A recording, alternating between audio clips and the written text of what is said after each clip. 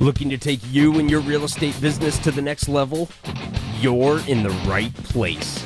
Laying foundations for real estate success? This is the No Fluff, No BS podcast about real estate for real estate agents and other industry professionals looking to up their game. Unfiltered short-form sales meetings, interviews with agents from every walk of life, and ramble sessions about everything real estate. Welcome to a new mindset. You are listening to RERAW. And now, introducing your host, James Hoff. Good morning, ladies and gentlemen. Welcome to Q4. Who was afraid to hear that one? Q4 is already here, you guys. It's wrapping up. For some of you, it might be picking up, depending on which part or region of the country you're in. For some of you, it might be slowing down pretty dramatically right now. But the most important thing to know right now, as you sit here and listen to this on October 1st of 2018, is that this day marks the beginning of the most important quarter of the entire year. What you do now, what you start today, will last you all of next year. What you plan for now is what's setting you up for your success 3 to 6 months from right now. And guess what's 3 months away? You nailed it. 2019. All right, a couple of things before we dive deep. Hello to those of you watching on YouTube. We are finally, wow, I'm tripping over my words. I'm so excited. We are finally on YouTube. The content is building. So hello to those of you watching on YouTube. If you are not a podcast fan, but you like consuming and chewing on content from YouTube, you can find us over there. Forgive the informal studio that I have here. I've got stuff I've ordered and banners and stuff that has to go to open houses. I've got my real estate stuff sitting behind me. I got an old dress shirt laying over some crap back there. So long story short, you're just kind of, if you're on YouTube, you're in the thick of it with me. I got to tell you, it's hot in here today, so I'm not wearing the dress shirt. Anyway, we're on YouTube. If you'd like to check us out on YouTube, if you just feel like you need to see this face, head over to YouTube. You can search for RERAW or check out the show notes, RERAW.com. You can go into the show notes for today's episode and find the link to YouTube. You guys, make sure that you subscribe to the channel and share it with your friends. It'll be all kinds of good stuff. The second thing I want to quickly say before we go deep in today's episode is we got a brand new piece of content coming out that's already live on YouTube. It'll be coming up on the podcast shortly. It's called Parking Lot Pointers, and obviously still part of RERAW. It's RERAW's Parking Lot Pointers with me, yours truly, and it's currently only on YouTube, like I said, but it is our shortest form content to date, where I will give you tips and tricks and tactical kinds of ish for your business between the door of whatever I'm driving to the door of wherever I'm going. So make sure that you check out the YouTube channel for that and be on the lookout for that to hit the podcast. That'll be coming up on the podcast pretty soon, but currently only available on YouTube. And guys, when I say short form, I'm talking like as short as 30 seconds and maybe 2 or 3 minutes long if I can't get myself to shut up, which some of you know I struggle with.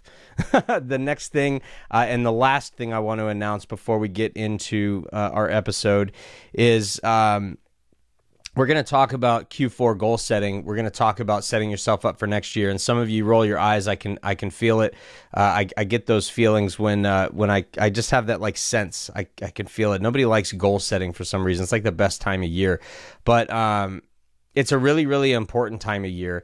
And one of the things we have to do to achieve our goals is we have to make sure that we are held accountable to them. So this opportunity is literally only open to 100 people, 100 agents that want to grow their business next year. I am going to open up, if you go to reraw.com/100, type in the number 100. So reraw.com/100, and for $1 a day, you can become part of the most exclusive real estate agent accountability group hosted by RERAW, myself. I'm going to be in that group engaging with you regularly. You're going to have an opportunity to be on the show. You could get called by me at any time and broadcast on the show because we're going to be creating a new episode out of that so we can all learn from one another. We're going to keep you on your toes. Whatever you set up from your week, we'll do this now, kind of roll in the weekly journal. Take out your weekly journal, make notes about how this past week went, give yourself a score, set up the next week. We're going to formalize that this upcoming year. So starting on November 1st, this group is going to go live. It'll be on Facebook. It's going to be on, you can access it through Facebook, but you're also going to have access to live Zoom calls every couple of weeks where we talk about anything and everything real estate. You can ask your questions. I'll talk to you about my business, answer questions about things you're struggling with, kind of a group coaching call, if you will. But every single week, you're going to be participating in an accountability through our Facebook group, and I'm going to be calling you throughout the week to check in. So if you want more information about that, RERAW.com/100.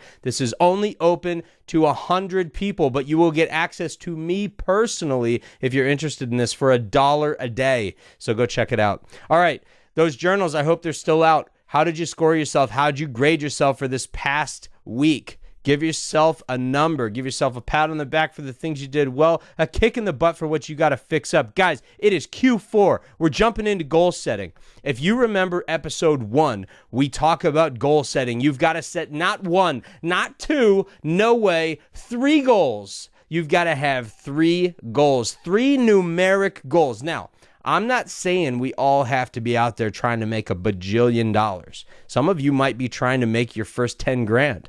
Others might be trying to make their first 100 grand and get to that 6-figure mark and finally bump it up. Some of you are probably chasing that 200, 300,000 mark, the 500,000 mark. Some of you are going for $1 million. Whatever your goals are, you've got to have 3. And today's episode, we're going to revisit why. I'm going to talk to you about setting those goals and just making sure that you're set up for success. So, really quick on the goal setting, why 3? If you remember from episode 1, we do 3 sets of goals because we've got our need. Our need is what are your bills? What is like the non-negotiable? I have to make this much money or I literally can't pay my bills. If you can't pay your bills, folks, then you're not in real estate. You're looking for a job. So your need, especially if you're a new agent, is what do I got to make to pay the bills?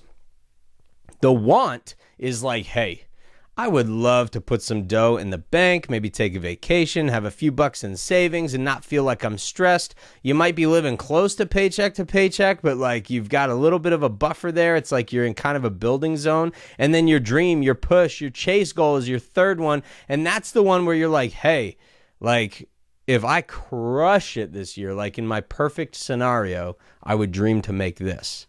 Now, guys, you can define your need, your want, and your dream however you want. However, every single agent I've ever mentored or coached or trained in any capacity who has gone through my goal setting drills has always come back to me and said that they need to make a number that is 2 or 3 or 4 times higher than what they actually need to make. Now, if you're a returning agent, this isn't your first season. You're not a rookie anymore.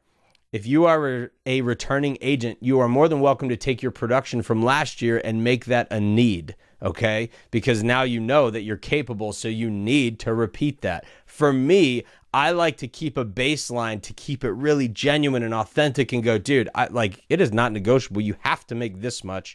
I want to make what other people think maybe their need is, and my dream to make more. But here's the thing, you guys. You always set 3 so that you're always growing. So you're always bouncing through and not bouncing, you're always blowing through these ceilings, right? And you always are up leveling to the next level. Too often, if you remember from our first episode 1, if you remember back to that episode, so many people like they get that goal in the first 6 months of the year and they pat themselves on the back and go, woo, I made it. I'm done. The rest is gravy. Guys, that doesn't put money in your bank. In real estate, it's feast or famine. And when it's famine, you better have a bit of a buffer. So what we do is we don't sit there and say, well, why would I set my need at like, $30,000? If your bills are only 30 grand, then set yourself up for 30 grand, because that way you know that that's your, like, you've accomplished that. You become successful there. You made it, right? Maybe you hit that goal by February. I don't know. But if you hit it by February, now what you're going to do is you're going to reset a third goal that's above your dream. And now you have 3 more active goals, right? So now your need is accomplished. You're going after your want. And then you've got your dream above that. And then your mega dream above that, whatever. So the point is you're always able to break through thresholds, because we have to be in a mental state of constant up leveling. And if you dip into that mode of complacency, then you're just going to lose. So that's the whole point of 3 goals. Now, there's a totally different episode about this, but I briefly also talk in episode 1 maybe about word goals. But there's a whole other episode I did about word goals and maybe focal words or target words. Pick a mental image that makes you happy in that case. But I don't just have numeric goals. I have focal words and focus words and goals that keep me focused and on track. So the first word I ever adopted was one word, and it was mindset. Mindset is super important. You will never conquer the business world unless you conquer this up here. You got to conquer that mind. If you're not in tune, if you're not in a positive place, if your perspective is never able to be changed, then you're not in growth mode. You've got to be able to conquer your mind. You can put yourself in a more positive mindset by considering who you surround yourself with, considering your daily routines. Do you find yourself waking up and getting angry right away, or do you work out? Do you get some of that frustration out? How do you handle frustrating situations and stressful situations? These are things you can do to evaluate your ability to cope and handle things, right? So that you can up level your mindset. Who are you surrounding yourself with? What is your environment like? Does your environment bring you peace and tranquility, or does your environment just make you angry and uncomfortable and chaotic and disorganized? So mindset is the first word. The second word I adopted is action. Action. You've got to take action. Once you've conquered your mind, once you've got your head in a positive place, you've got to take action. You've got to be in a positive mindset so that when you cold call and get knocked down 500 times, you can get back up because you're strong up top. Okay? Action, though, is the only way you're going to make those calls and bang on those doors and send out those letters and network with the people that you've got to network with. Host those open houses, like whatever it is that you do. Go to networking events, host your own networking events, right? You've got to take action. The third word is intensity. I took action a couple years ago to start getting my health better, and I was going to the gym. But once I got comfortable at the gym and those 5 pounds, they started feeling good, I stopped taking more intense action. So you've got mindset, action. Now it's intensity. You've got to pick up the 10 pounds. You got to pick up the 30 pounds, and you've got to have more intensity with how you move forward. So my mind was strong. I wanted to get in a better health spot, a better mental spot, so that I could focus during my business hours and focus and play harder and work harder and be strategic and like have those moments of like really, really power hours and stuff, right? But I had to be intense about the actions I was taking, because the actions started becoming routine. As my mind got healthier and I was able to take action with more ease, I was not taking intense enough action. So I stopped challenging myself, which again goes back to why we have 3 goals, so you don't dip into this mode of complacency. And then the word that I've adopted in the middle of 2018, the word that I'm picking up for 2019 is focus. Focus. If you have intense action that is being applied to something chaotically, then it's not going to get you anywhere. So you've got to focus. So here is how I want to wrap this episode, because as you know, 20 minutes or less goes fast. But here's how we're going to spend the rest of our time. I want to kind of go through what these, like a couple quick tips on the numeric goals. and you know that you've got to keep those focal words, those word goals in front of you at the same time. And then we're going to talk a little bit about weekly accountability so that you're achieving those goals regularly and you're always in check. So with your numeric goals, you can set them however you want. Your goals don't have to be the same as somebody else's. We're all in this business for different reasons, but you have to be clear on what your goals are and what it's going to take to achieve them. So your numeric goals, you need to be very, very, very, very, very specific with each of them. It should take a while. I usually spend about an hour and a half to 2 hours, and that's after years of training and getting myself to that point where I can go that fast. But you've got to make sure you're specific with your numbers. So here's what you got to do. If you put your goals set at gross commission level, then make sure that you're being realistic, because you've got taxes and expenses that have to be taken out of that. You got to pay your broker, and you might have marketing expenses, whatever it is. If you're doing the gross number, not the adjusted, okay, you're not looking at your net dollars after everybody else is paid, what you actually take home, you could be in a dangerous spot. Some people say, man, I just want to make 100, and then they walk away with 50 after taxes and expenses and all the other things. You got to make sure that you're careful about that. So first word of encouragement and strategy with setting goals is make sure you're clear on what number you're setting. You can set the gross commission, but know ultimately what that means you're going to walk away with, okay? The next thing I want to say about your numeric goals is make sure that you're clear on how many homes it's going to take to sell that number, to achieve that number.